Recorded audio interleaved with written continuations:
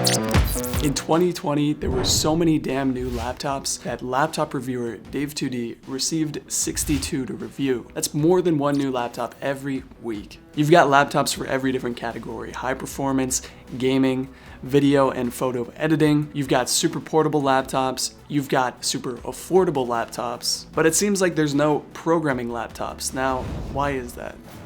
Well, unlike other workflows for programming, you don't really need a specific set of specs. In fact, people were programming just fine 20 years ago. But with modern programming languages, tooling, and workflows, there are definitely several things you want to optimize for, and at the very least be aware of when you're making your purchase for your laptop this year. Now, I'm not a professional laptop reviewer, but I am someone who does programming every single day. I've been through the tech industry in San Francisco, and I've been through several laptops in my own programming career. Now, I do have one major problem with tech reviewers on YouTube, and that's that most of the time they have not actually stress tested the thing they're using. If they're using a laptop, they might use it for an hour a day, for a week, because they just have to review so many different pieces.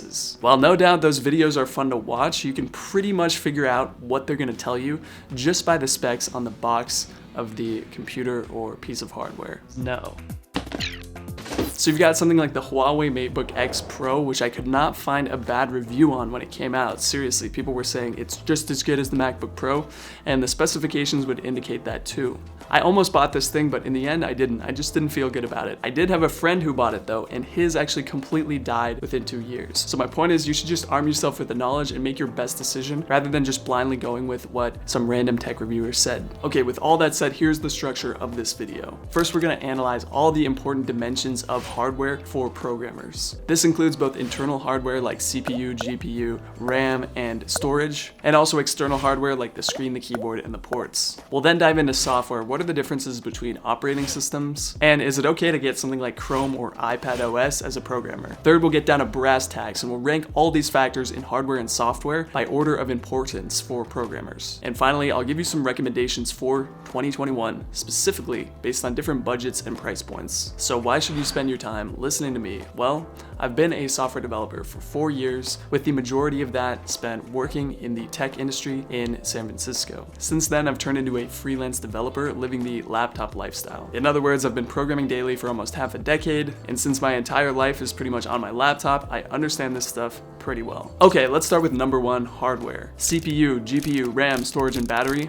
Those are just the pieces of hardware on the inside. And then we also have screen, keyboard, and ports on the outside. I'm gonna simplify each one of these and explain how it's important to programming. First, the CPU, which is like the engine. It just kind of makes everything run faster. And you're usually gonna have multiple CPUs these days, which means things can run in parallel. We call upgrading the size of a core vertical scaling, and adding more cores horizontal scaling. Whether you have more cores or bigger cores, it kind of works the same way because your computer splits micro tasks evenly between cores. So in terms of performance for the end user, whether you have 4 cores or one really huge core, it kind of feels the same. For programmers, this means things like your compiler and your development server, they just work a little bit faster. The main difference between more cores and bigger cores for programmers too are you can actually manually split these tasks between cores, and this is called concurrency or parallelism. You'll also hear these referred to as multi-threaded applications. You can do this within your code if you're using a multi-threaded programming language, or you can do something called load balancing, where you put the same replicated code on 4 different computers, and then you can balance requests coming in between those 4. This allows you to do something like serve a high volume of traffic from the internet. However, in practice, you're not going to be setting up a scalable web server on your personal computer, but rather you're going to be deploying that somewhere like AWS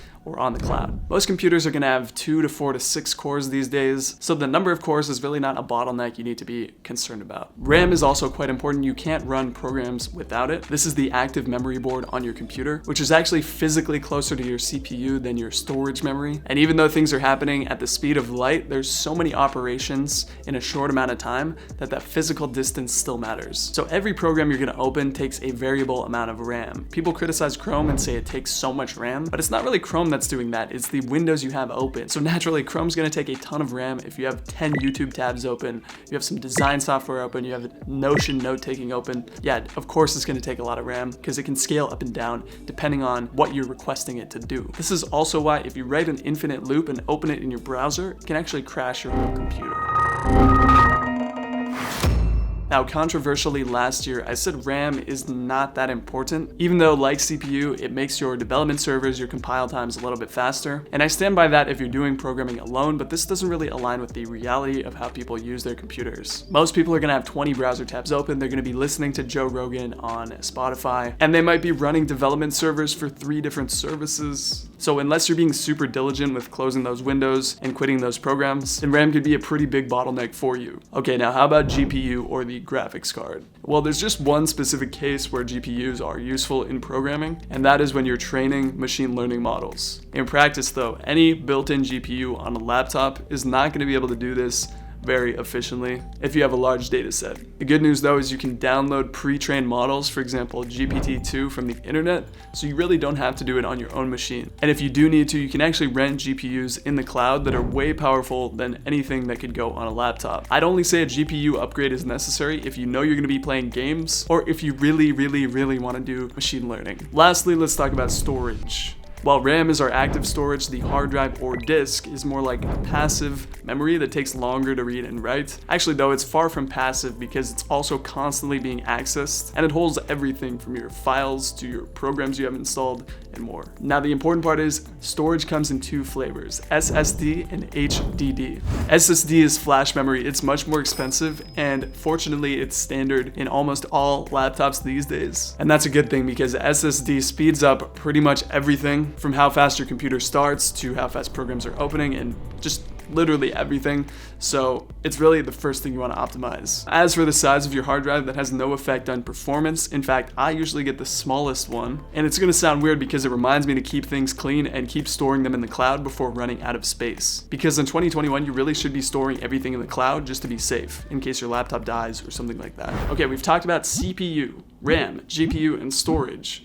And what I want to add, finally, is the chip. And I'm only mentioning this because there's a chip you've certainly heard of recently called the M1 chip that was just added to Macs. So the chip is the brain for your computer that coordinates all these hardware components to work in harmony. A better chip can not only make things run faster, but it can make your whole machine energy efficient and use less power. That's exactly what's happened with the M1 chip, which has full stack integration with the Apple ecosystem. That means it's optimized for Mac hardware and Mac OS specifically, so it's pushed Mac optimization to a much higher place without raising the price point, which is kind of unfair to everyone else releasing laptops right now. Okay, next up we've got the screen, which is quite important if you want ultra clear text, especially if you're gonna make it small and have a lot on your screen. Also keep in mind that a lot of programmers like to have 2nd or 3rd monitors just to display more things. That could be a terminal, a code editor, and a browser, or it could just be all green text with no syntax highlighting if you really want to look like a hacker and don't care if it makes you work 3 times slower. You'll hear words like nits, retina, true tone, 4K thrown around when it comes to screens, but it's really hard to tell how good a screen actually is until you try it out in person. Personal anecdote here, I have a 4K LG monitor, and even though it's a better resolution than my MacBook Pro screen is just so much better still. There's less glare, the colors are just better, and everything is just clearer. Depending on your work environment, the glare thing can also be super important, so just keep that in mind. Keyboard is another one of those intangible things, and keep in mind that you probably want backlighting unless you can touch type or type without looking. If you can't do that, you should really learn if you're gonna do programming seriously. It's the #1 thing that'll speed up your workflow. One brand known to have really good keyboards is Lenovo, and until recently, Apple had infamously bad butterfly keyboards, but fortunately, they've fixed that with the recent models, starting I believe in 2019 and on. Now for ports, definitely don't overlook this. MacBooks are only gonna have USB-C ports, so keep that in mind. You're gonna need an adapter or a converter to use a lot of your peripherals, and if that bothers you, then just be a bit cautious. The workaround I use is an external monitor that connects and charges my laptop just with a single USB-C, and then I can actually plug all the peripherals I want into my monitor, so it's a really streamlined solution. As for PCs, they're gonna have a variable number of USB-A and C ports, as well as probably an HDMI port. In other words, you're not gonna have to worry. Okay, now let's talk software, specifically operating system. Operating system is very important for one reason among others, and that's something called portability. No, it's not the size of your laptop, but it's the portability of the software that you create and use. Porting basically means moving your code from one machine to another. This could be your machine to your coworker's machine, or your machine to wherever you're deploying that app. To avoid issues, generally you want to be on the same operating system or the same family of operating systems as anywhere you're going to be porting your code to. For this reason, operating system is really a place you want to be fitting in rather than standing out, so I really would not take any risks with Chrome OS or iPad OS here. It's tempting to say just go for Unix, which is the operating system family of both Mac and Linux. And if you're not aware, the majority of cloud servers out there are running Linux. If you're a C#, .NET, or PowerShell user, you're definitely going to be on Windows. Now, there is something brand new this year. Windows can finally do Swift development. This is the programming language used to create iOS apps, and for the longest time, it was Mac only. But as of mid to late 2020, Windows can now do Swift development too. So the playing field is even for mobile app developers now, and with this additional factor, I don't think it's as clear-cut that you should go with Mac. In fact, I think it's pretty much a tie. And yes, maybe I'm saying that just a bit so the Windows people don't come after me. Also, let's just be honest, if you're a Windows user, you probably like Windows and you don't want to switch, and that's totally okay. People are pretty emotional about this stuff, and that's why the last time I made this video, it was actually my most downvoted ever. I'm trying to be a bit more fair this time. Lastly, regarding operating systems, we can't discount that lifestyle factor. Again, I really hope you're doing other things than just programming in your life, and for that reason, you want to consider other things when you're buying that laptop. If you also do design on the side, it's probably worth it to have a Mac so you can use Sketch. Premiere Pro software usually runs faster on PC if that's your choice for video editing. And if you're a gamer, you're 100% going to want to be on PC. Or if you're a masochist and you like simple things to be difficult, you're going to want to go with Linux. Okay, now all these factors we just went over, let's get into ranking them in terms of importance, and your ranking may vary depending on your specific needs. So the number one is software. You want to be buying the specific software for your use case, and also for your preferences. You're just going to be more comfortable with what you're used to using. But I will just say that at the tech company I worked at, 90 to 95% of people were using Macs and the Unix OS. So don't shoot yourself in the foot by being too married to one OS. I actually had a viewer message me saying he wanted to work at Uber, but if they used Macs, it would be a deal breaker for him, which seems pretty dumb. Okay, second most important is a tie between upgrading to SSD from HDD because it's just going to make everything faster, as well as reliability. You just don't want things to die on you unexpectedly, especially if you have a deadline. Without these things, you're really handicapping your own workflow. So these are two places I really would not try to cut corners on. Okay, number three is RAM, specifically getting your RAM up to at least 8 gigabytes. And there's a few reasons for that. First, the multitasking thing I mentioned earlier. And secondly, RAM is not actually that expensive in this day and age. So it's probably the first upgrade you should go for after the SSD. Fourth is going to be screen and keyboard. Be kind to your eyes, go for the clarity of text, and keyboard's going to be up to your personal preference, but the new Mac keyboards and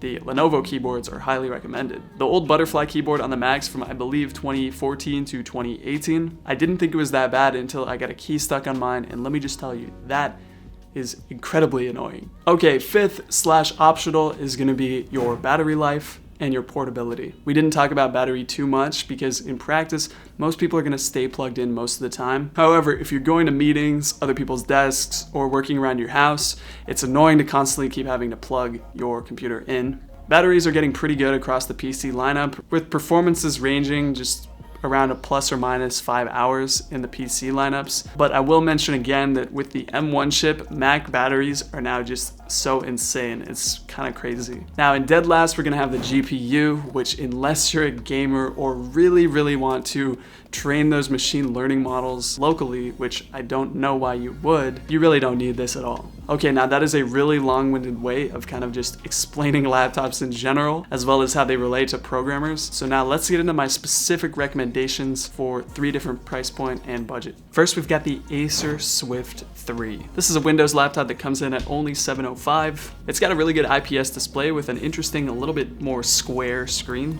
Most importantly too, it's got 8 gigabytes of RAM and a SSD for this pretty good price point. Next up, we've got the Dell Inspiron 17, which is pretty great because for only $800, it comes with 16 gigabytes of RAM. So RAM is definitely not going to be an issue with this one. Interestingly, this one has both an SSD and an HDD, so you kind of get the benefits of the cheaper additional storage, whereas your frequently accessed files are going to be stored in the SSD. That's kind of interesting. I'm recommending this one because it's 17 inches, so if you really want that screen real estate, then this is one you might consider. And of course, these first two are both running Windows. Next up, going to the around $1,000 range, we have the MacBook Air 2020, which comes with that M1 chip that makes things super fast. This comes with 8 gigabytes of RAM and 512 megabytes of SSD storage. And at $1,000, the price to performance ratio is pretty much blowing everything else out of the water right now. There's actually 256 gigabytes in the base model, so not too much storage. But like I said, you should probably be storing most stuff in the cloud anyway. For size and weight, you've got insane battery life, especially because of that M1 chip. You get the Unix operating system, which is the go-to with most California tech companies. And Mac screens are some of the absolute best in the business. Also, the new keyboards are buttery smooth. Now, for a PC alternative at this price point, the Lenovo ThinkPad X1 Carbon is pretty sleek, solid, and well reviewed.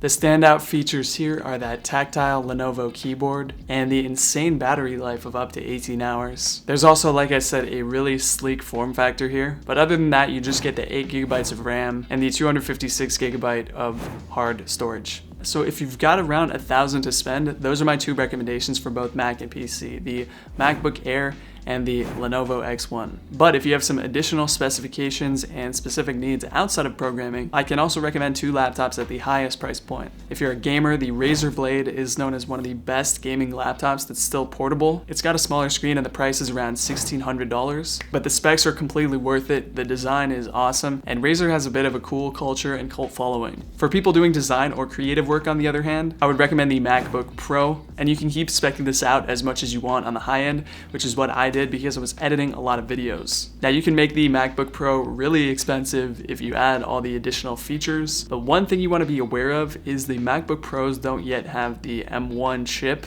and in fact people are saying, or rather there are rumors, that the M2 chip is going to come out for the MacBook Pros very soon. So if you want to buy a MacBook Pro for one reason or another, it's probably in your best interest to wait just a bit. I know you don't want to hear that if you're watching this video. Anyway, everyone, that is my exhaustive best laptop for programming in 2021 video. I just wanted to give you all the information you could possibly need, 6 specific laptop recommendations, because I know a lot of people who watch these videos don't actually end up buying a laptop.